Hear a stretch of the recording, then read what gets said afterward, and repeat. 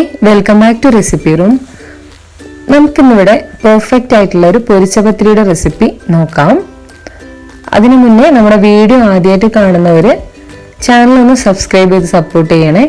അതുപോലെ വീഡിയോ ഒന്ന് ലൈക്ക് ചെയ്തിട്ട് ഷെയറും ചെയ്യണം. ഇനി നമുക്ക് റെസിപ്പി വീഡിയോയിലോട്ട് പോകാം.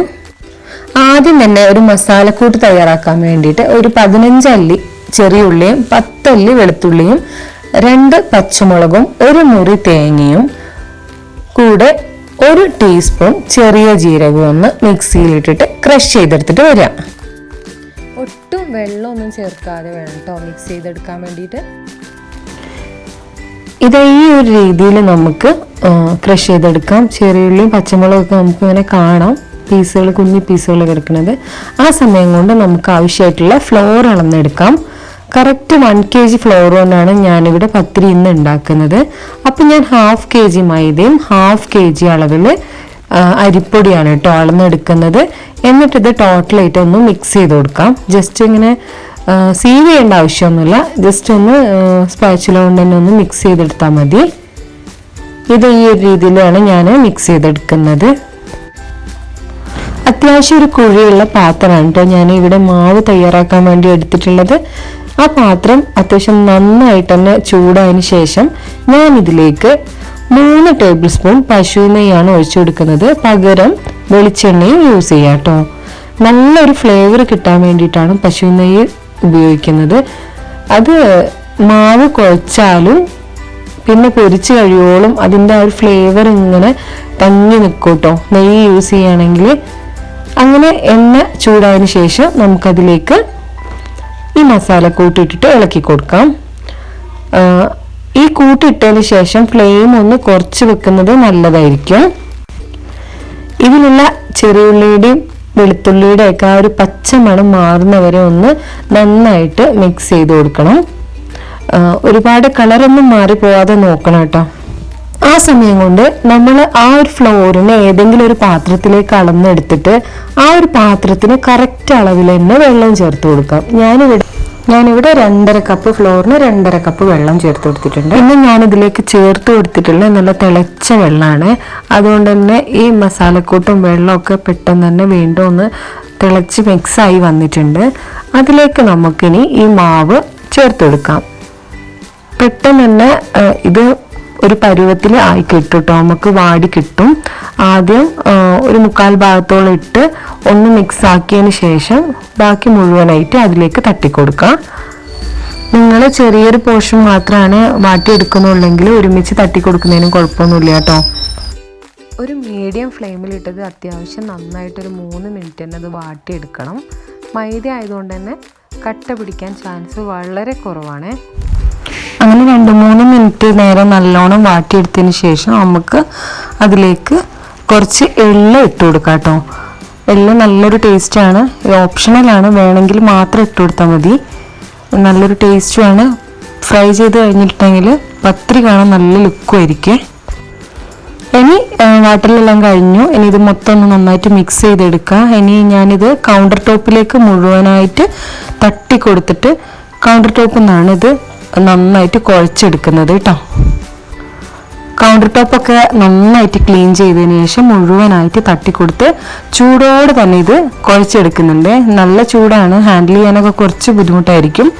അതൊന്ന് ചൂട് ബാലൻസ് ചെയ്യാൻ വേണ്ടിയിട്ട് കുറച്ച് വെള്ളമൊക്കെ തൊട്ടിട്ട് വേണം നമ്മളിത് കുഴച്ചെടുക്കാൻ.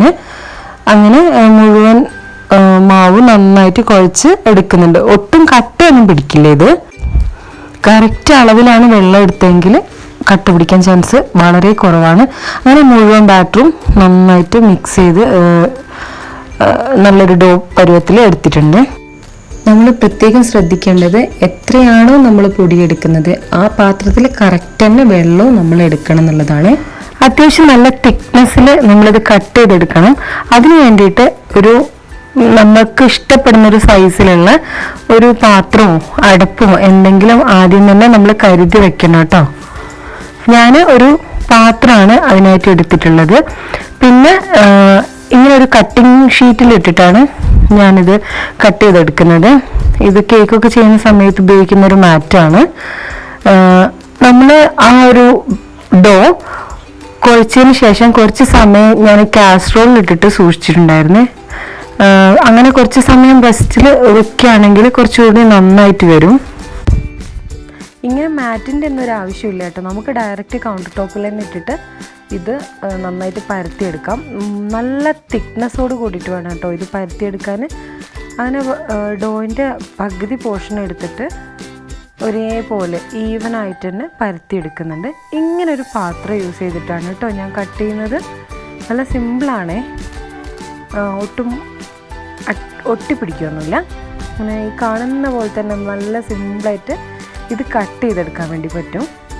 നമ്മൾ ഉടനെ തന്നെ ഫ്രൈ ചെയ്യുന്നില്ലെങ്കിൽ ഇങ്ങനെ ഒരു അടപ്പുള്ള പാത്രത്തിലിട്ടിട്ട് നമുക്കിത് ക്ലോസ് ചെയ്ത് വെക്കാം കേട്ടോ. അങ്ങനെ ബാക്കിയുള്ള ഓരോ പോർഷൻസും എടുത്തിട്ട് ഇതുപോലെ തിക്കായിട്ട് തന്നെ പരത്തിയിട്ട് ഞാനിങ്ങനെ കട്ട് ചെയ്ത് മാറ്റുന്നുണ്ട്. 1 സെൻറ്റിമീറ്റർ മുതൽ ഒരു 1.5 സെൻറ്റിമീറ്റർ വരെ കനത്തിൽ നമുക്കിത് പരത്തിയെടുക്കാം കേട്ടോ. ഓരോരുത്തരുടെ ഇഷ്ടത്തിനനുസരിച്ച് നമുക്ക് ഫ്രൈ ചെയ്തെടുക്കാം. ചായക്കടകളിലൊക്കെ നമുക്കൊരു അത്യാവശ്യം നല്ല തിക്നെസ്സിലാണ് കേട്ടോ ഇത് കിട്ടുക. ഞാനിവിടെ അത്യാവശ്യം നല്ല തിക്നെസ്സോട് കൂടിയിട്ടാണ് കേട്ടോ കട്ട് ചെയ്തെടുക്കുന്നത്. ഇതിലൊട്ടും വേസ്റ്റേജ് വരുന്നില്ല. നമ്മൾ മുഴുവൻ ഡോയും തീർന്ന വരെ ഇതുപോലെ ഈ ഒരു പ്രോസസ്സ് തുടർന്നുകൊണ്ടേ ഇരുന്നിട്ടുണ്ടെങ്കിൽ ലാസ്റ്റ് ഇത്തിരി പോലും മാവ് ബാലൻസ് വരാത്ത രീതിയിൽ നമുക്കിത് കട്ട് ചെയ്തെടുക്കാം. ഇനി അവസാനമായിട്ട് നല്ല ചൂടുള്ള എണ്ണയിൽ വറുത്ത് കോരുക കേട്ടോ. അത്രയേ ഉള്ളൂ. അത്യാവശ്യം നല്ല ചൂടാവണം. ഞാനിവിടെ ഒരു ഇരുമ്പിൻ്റെ ചട്ടിയാണ് എടുത്തിട്ടുള്ളത്. ചട്ടി നല്ല ചൂടായതിന് ശേഷം ഞാൻ ഇവിടെ പാം ഓയിൽ ഒഴിച്ചു കൊടുത്തിട്ടുണ്ട്. അത് നല്ല വെട്ടി തിളയ്ക്കുന്ന സമയത്ത് ഇതുപോലെ ഓരോരോ പത്തിരിയായിട്ട് ഇട്ട് കൊടുക്കാം. ഈ ഒരു സൈസുള്ള പാനിലേക്ക് നമുക്ക് ഒരേ സമയം 3 പത്തിരി വരെ ഇട്ടിട്ട് ഫ്രൈ ചെയ്തെടുക്കാം. ഒട്ടിപ്പിടിക്കുന്ന പ്രശ്നമൊന്നും വരുന്നില്ല കേട്ടോ. അങ്ങനെ പത്തിരികളൊക്കെ ഓൾമോസ്റ്റ് നന്നായിട്ട് ഫ്രൈ ആയി വന്നിട്ടുണ്ട്. ഉൾഭാഗമൊക്കെ നന്നായി കുക്കായി വന്നിട്ടുണ്ട്. ഇത് വെറുതെ കഴിക്കാനും അതുപോലെ നല്ല നോൺ വെജ് കറിയുടെ കൂടെ കൂട്ടി കഴിക്കാനൊക്കെ ഭയങ്കര അടിപൊളി ടേസ്റ്റാണ്. അങ്ങനെ ചായക്കടകളിലൊക്കെ കിട്ടുന്ന പൊരിച്ചപത്തിരി ഇവിടെ റെഡി ആയിട്ടുണ്ട്. നോൺ വെജ് കറിയുടെ കൂടെ കൂട്ടി കഴിക്കാൻ ഭയങ്കര ടേസ്റ്റാണ്. നമ്മൾ പത്തിരി ഇങ്ങനെ മുറിച്ച് നോക്കുമ്പോൾ ഈ ഒരു രീതിയിലാണ് നമുക്ക് കിട്ടിയിട്ടുള്ളത്. കുറച്ചുകൂടി സമയം നമ്മൾ ഫ്രൈ ചെയ്യുകയാണെങ്കിൽ ഉൾഭാഗമൊക്കെ കുറച്ചുകൂടി ഒന്ന് മൊരിഞ്ഞ് കിട്ടും. എനിക്ക് ഈ ഒരു പരുവത്തിൽ എടുക്കാനാണ് കേട്ടോ കൂടുതൽ ഇഷ്ടം. ഈ വീഡിയോ ഇഷ്ടപ്പെടുകയാണെങ്കിൽ നമ്മുടെ ചാനൽ ഒന്നുകൂടി മറക്കാതെ സബ്സ്ക്രൈബ് ചെയ്യും, ലൈക്ക് ചെയ്യും, ഷെയർ ചെയ്യുകയും ചെയ്യണേ.